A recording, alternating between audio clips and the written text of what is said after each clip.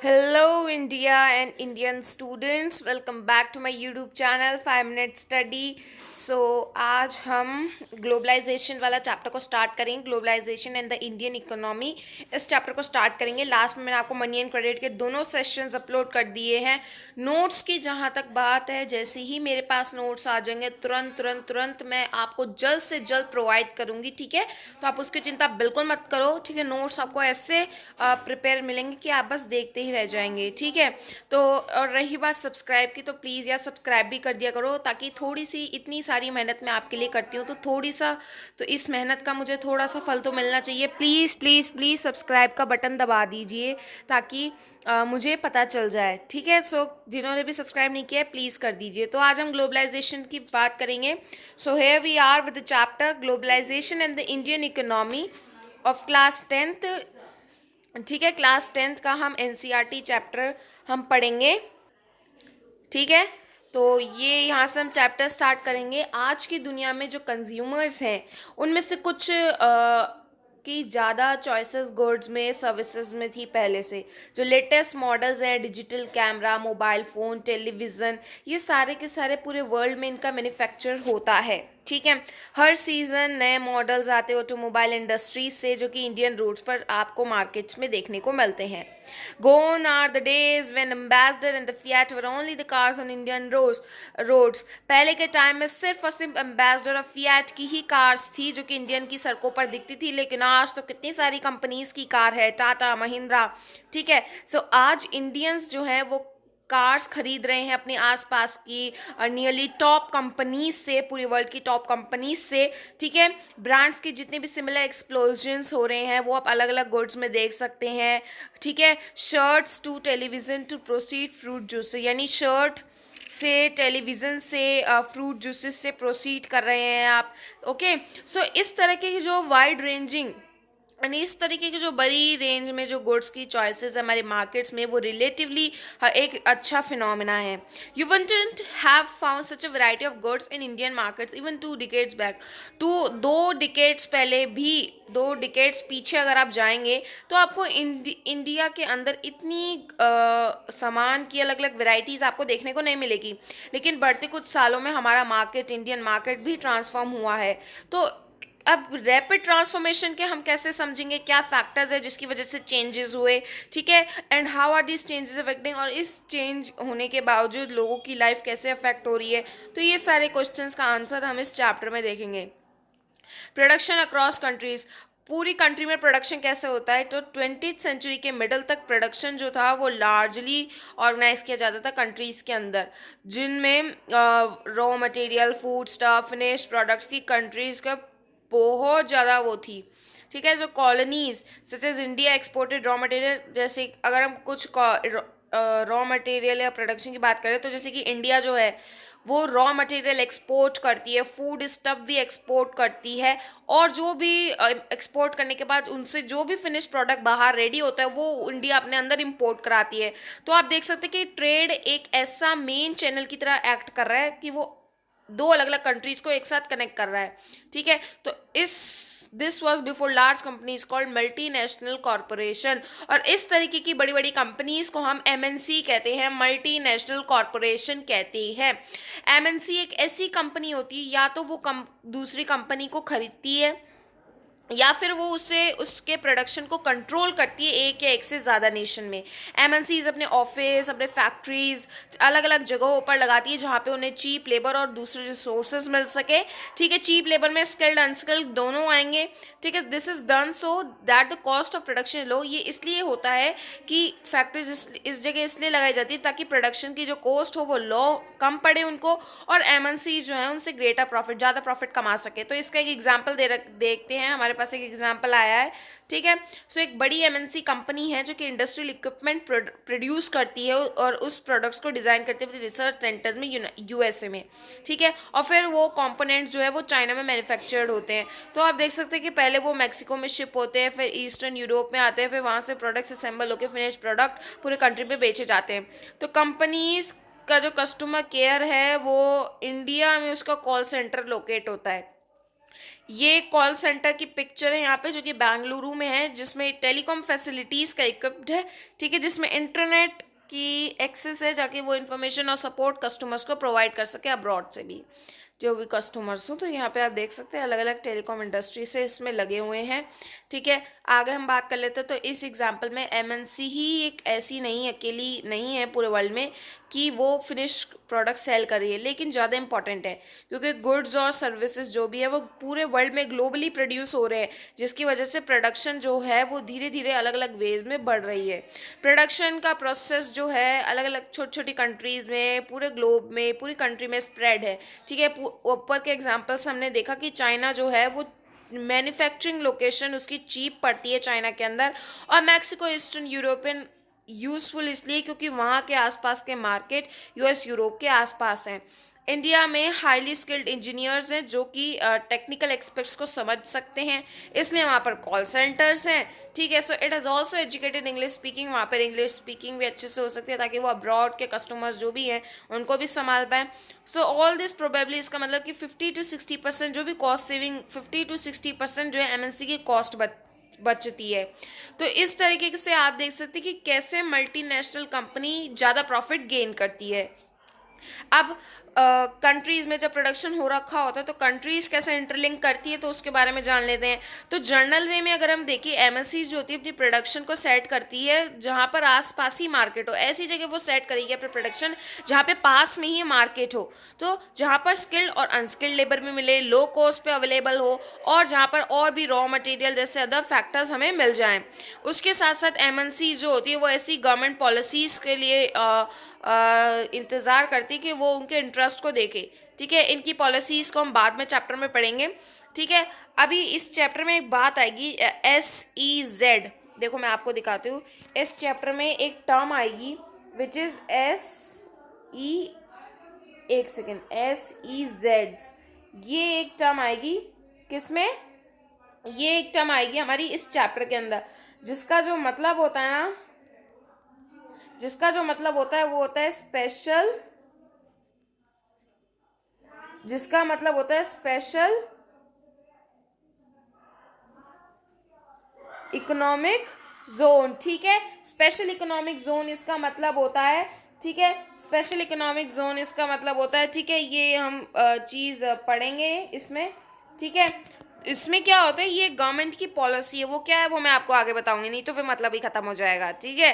तो having assured themselves of this condition, इस condition को ध्यान में रखते हैं एमएनसीज अपनी फैक्ट्रीज को सेट करती है और अपनी प्रोडक्शन के लिए ऑफिसेस को सेट करती है।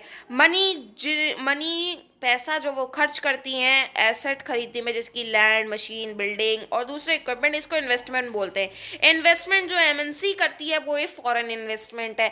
कोई भी इन्वेस्टमेंट किसी न किसी उम्मीद से तो बनाया जाता ही है, कोई भी इन्वेस्टमेंट जो होता है किसी न किसी उम्मीद से किया जाता है ताकि वो प्रॉफिट गेन कर सके।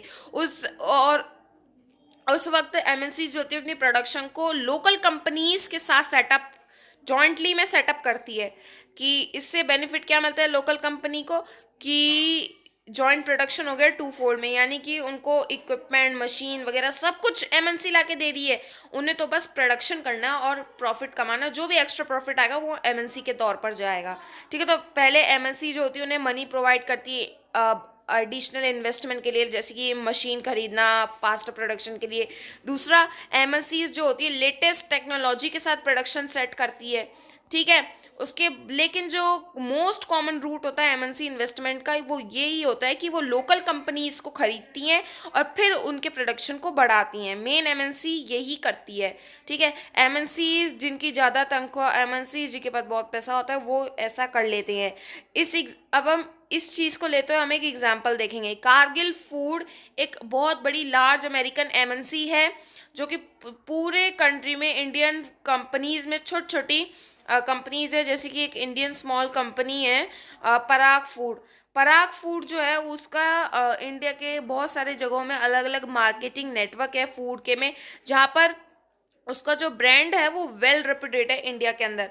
ऑल्सो जो भी पराग फूड है उसके 4 ऑयल रिफाइनरीज हैं, वेल रेप्यूटेड रहती हैं, जिसका मतलब कि जो पराग फूड है उसके 4 ऑयल रिफाइनरीज है पराग फूड के पास, जिसका जो कंट्रोल है वो कारगिल को मिल गया। कारगिल एक लार्जेस्ट प्रोड्यूसर बन गई एडिबल ऑयल की इंडिया के अंदर, जिसमें वो दिन में डेली 5 मिलियन पाउचेस की कैपेसिटी के साथ वो लॉन्च करती है। ठीक है, समझ रहे हैं आप। यहाँ पे पिक्चर दे रखी है साइड में जीन्स की, एंड इसके नीचे लिखा है jeans produce in developing countries. Developing countries में जीन्स जो होती है वो यूएसए में बेची जाती है 65,000 में, यानी only $145। In fact, many of the top MNC have wealth exceeding the entire budgets of the developing country government.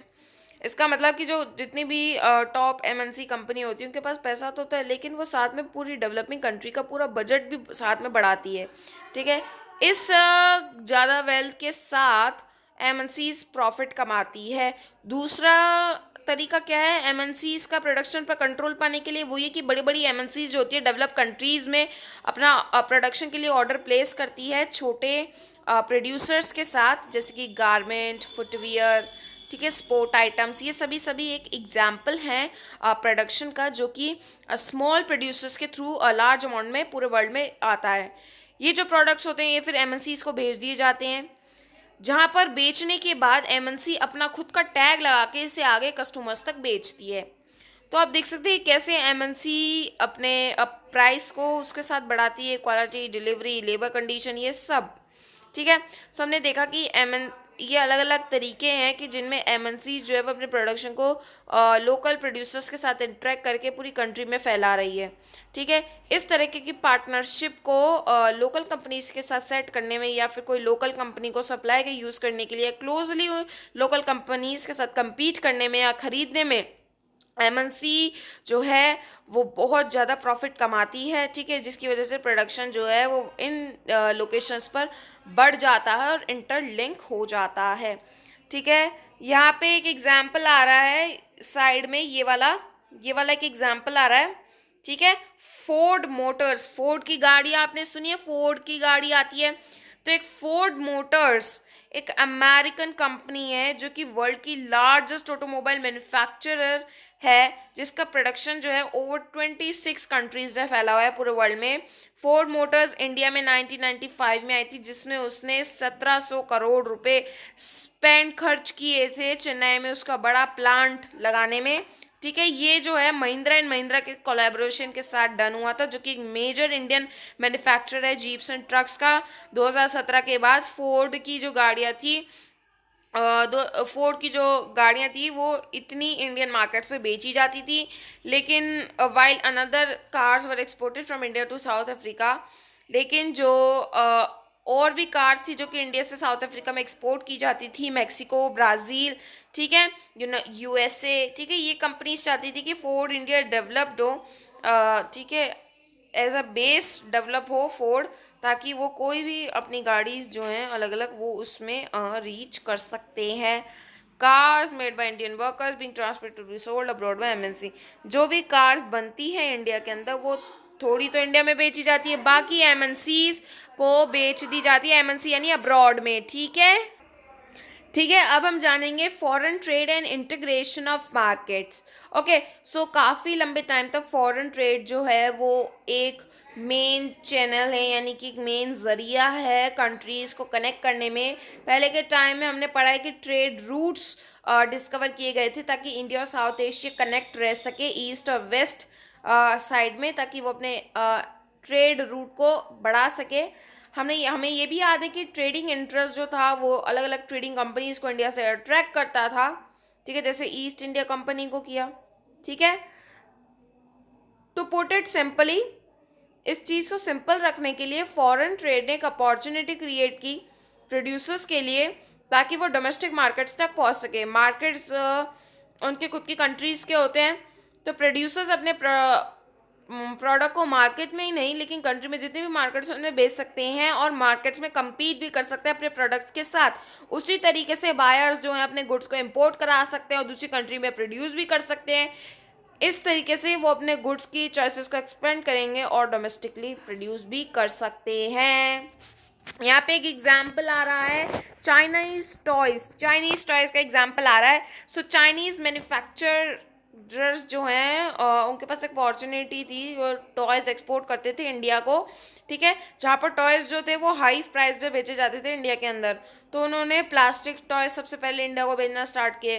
फिर इंडिया के बायर्स जो थे उनके पास उनके पास ऑप्शन था कि वो इंडियन या चाइनीज टॉयज़ में से किसी को चूज़ कर सके, लेकिन चीपर प्राइसेस और नए डिज़ाइन की वजह से उन्हें चाइनीज़ टॉयज़ बहुत ज़्यादा पॉपुलर हो गए इंडियन मार्केट्स में। एक साल के अंदर 70 से 80% जो टॉय शॉप्स थी वो इंडियन टॉयज़ की जगह चाइनीज़ टॉयज़ लगने लगी, और टॉयज़ अब चीपर हैं इंडियन मार्केट्स में जितने पहले थे, ठीक है। तो आप देख सकते हैं कि चाइनीज टॉयज कैसे इंडियन मार्केट में आए, compete किया इंडियन टॉयज के साथ, और फिर अपनी खुद की एक इंडस्ट्री बना ली एक तरीके से, मार्केट पूरा, ठीक है। तो आगे देख सकते हैं, जर्नल वे में कहा जाए तो ट्रेड की ओपनिंग गुड ट्रेवल्स की एक मार्केट से दूसरे मार्केट में, तो ये गुड्स की जो चॉइसेस होती है इसमें मार्केट भी बढ़ता है, ठीक है। उसी तरह से सेम गुड की जो प्राइसेस होती है दो मार्केट में अलग अलग हो या इक्वल हो, ठीक है। प्रोड्यूसर्स जो होते हैं दो कंट्रीज में क्लोजली compete करते हैं एक दूसरे के अगेंस्ट, ताकि वो सेपरेटली जा सके, ठीक है। फॉरेन ट्रेड का मतलब ये है कि वो मार्केट को कनेक्ट करता है, ठीक है, या फिर अलग अलग कंट्रीज में मार्केट की कंपटीशन होती है। पिक्चर दे रखी है एक स्मॉल ट्रेडर्स की, रेडीमेड गारमेंट बेच रहे हो जिनमें वो स्टिफ कंपटीशन फेस कर रहे हैं एमएनसी ब्रांड और इम्पोर्ट से। अब हम मेन टॉपिक पढ़ेंगे, व्हाट इज अ ग्लोबलाइजेशन, ठीक है। सो पिछले कुछ ईयर पास्ट 2-3 डिकेड से ज़्यादा से ज़्यादा एमएनसीज जो है वो ऐसी लोकेशन को देख रही है पूरे वर्ल्ड में जहाँ पर चीप कॉस्ट पड़े उनको उनके प्रोडक्शन के लिए। फॉरेन इन्वेस्टमेंट जो है वो एमएनसीज बनाती है कंट्रीज में, ठीक है। उसी समय फॉरेन ट्रेड भी कंट्रीज के बीच में बढ़ता है, तो जो लार्ज पार्ट है फॉरेन ट्रेड का वो एमएनसी कंट्रोल करती है, जिसकी वजह से जो कार मैन्युफैक्चरिंग प्लांट है फोर्ड मोटर्स का इंडिया के अंदर ही सिर्फ वो प्रोड्यूसिंग कार नहीं है लेकिन इंडिया मार्केट्स के लिए भी है, और वो कार्स को भी एक्सपोर्ट करती है अदर डेवलपिंग कंट्रीज को, ताकि वो कार कंपोनेंट्स को एक्सपोर्ट कर सके अलग अलग फैक्ट्रीज में पूरे वर्ल्ड में। तो आप देख सकते हैं कि जितने भी एमएनसीज की मोस्टली एक्टिविटीज़ जो है वो उसमें सब्सटेंशियल ट्रेड इन्वॉल्व रहता है गुड्स और सर्विसेज में भी, ठीक है। आगे चलते हैं, जिसकी वजह जो इसकी वजह से क्या रिजल्ट आ रहा है कि जितना ज़्यादा फॉरेन इन्वेस्टमेंट होगा उतना ज़्यादा फॉरेन ट्रेड होगा, और उतना ही ज़्यादा प्रोडक्शन भी बढ़ेगा, उतना ही ज़्यादा मार्केट की वैल्यू भी बढ़ेगी। तो ग्लोबलाइजेशन एक ऐसा प्रोसेस है जिसमें बढ़ता रहता है कंट्रीज़ के बीच में इंटरकनेक्शन। एमएनसीज इसमें बहुत मेजर रोल प्ले करती है।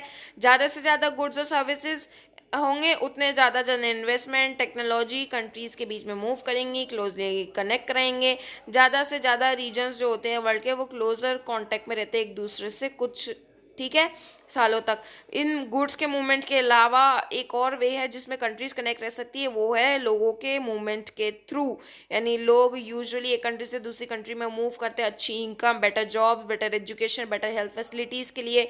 पिछले कुछ डिकेड से कोई भी इतना ज़्यादा इंक्रीमेंट नहीं हुआ है लोगों के मूवमेंट में, ठीक है, क्योंकि अलग अलग रिस्ट्रिक्शंस लगा दी गई हो कोविड की वजह से, तो अब बिल्कुल ही बंद हो गया है। फैक्टर्स जो कि ग्लोबलाइजेशन को इनेबल करते हैं, सबसे पहला फैक्टर आ रहा है हमारा टेक्नोलॉजी। टेक्नोलॉजी आ रहा है, और टेक्नोलॉजी के अंदर बढ़ती इंप्रूवमेंट को देखते हुए एक मेजर फैक्टर बन चुका है ग्लोबलाइजेशन के प्रोसेस के लिए। पिछले 50 सालों से अलग अलग इम्प्रूवमेंट हमने देखे ट्रांसपोर्टेशन टेक्नोलॉजी में, जिसकी वजह से गुड्स की फास्टर डिलीवरी हो रही है लोअर कॉस्ट पे, ठीक है। आगे चलते हैं, even more remarkable have been the development in information and communication technology. ज़्यादा से ज़्यादा डेवलपमेंट हमने इंफॉर्मेशन और कम्युनिकेशन टेक्नोलॉजी में भी देखी है, आईटी सेक्टर में भी देखी है, हमने सिटी सेक्टर में भी देखी है। आज के टाइम में टेक्नोलॉजी जो है आसपास के टेलीकम्युनिकेशन कंप्यूटर इंटरनेट वाले एरियाज़ में बहुत तेज़ी से बढ़ रही है। टेलीकम्युनिकेशन फैसिलिटीज़ जो हैं वो एक वर्ल्ड में दूसरे वर्ल्ड से कांटेक्ट कर सकते हैं, इंफॉर्मेशन एक्सेस कर सकते हैं, कम्युनिकेट कर सकते हैं रिमोट एरियाज़ में। तो ये जो फैसिलिटी प्रोवाइड हो रही है ये सैटेलाइट कम्युनिकेशन डिवाइसेस के थ्रू हो रही है। हमें हमें अवेयर है हम इस चीज़ के, कंप्यूटर्स जो हैं वो अब एक ऑलमोस्ट हर फील्ड में काम आते हैं। So you might also have ventured into amazing world of internet where you can obtain share information also you can want internet also. Internet जो होता है वो हमें अलग अलग चीज़ें मेल देखने में, मेल भेजने में, बात करने में, अलग अलग चीज़ों में मदद करता है, ठीक है। इंफॉर्मेशन आईटी सेक्टर बहुत ही मेजर रोल प्ले करता है सर्विसेज की प्रोडक्शन में पूरी कंट्री में, ठीक है। समझ में आ रहा है। यहाँ पे एक दे रखा है कि आईटी कैसे यूज कर होती है ग्लोबलाइजेशन में। एक न्यूज मैगजीन है जो कि लंदन रीडर्स के लिए पब्लिश्ड होती है, डिजाइन और प्रिंट दिल्ली में होता है उसका।